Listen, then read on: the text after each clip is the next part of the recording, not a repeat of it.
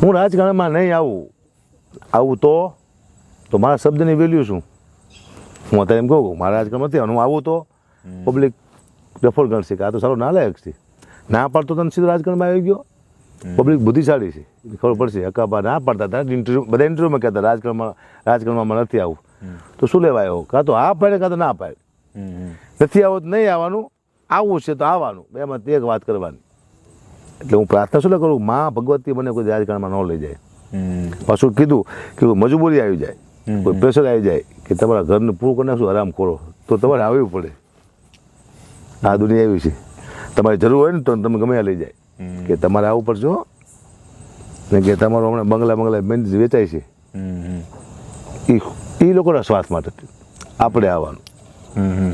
Public વાતાવરણમાંથી વિશ્વાસ કરે તમારે રાજકારણમાં આવવું જ પડશે, પણ પબ્લિક વિશ્વાસ હું કલાકાર છું એટલે કરે છે. જેવો રાજકારણમાં આવે છે એવો પબ્લિકને વિશ્વાસ ઉડી જાય છે. ખબર છે પબ્લિકને રાજકારણમાં આવ્યા પછી ઘણું બધું ખોટું કરવું પડશે, આ ખોટું કરવા માંડશે ને આપણે ખોટું કરવું નથી. માતાજી આપણે કોઈ રાજકારણમાં લાવે નહીં.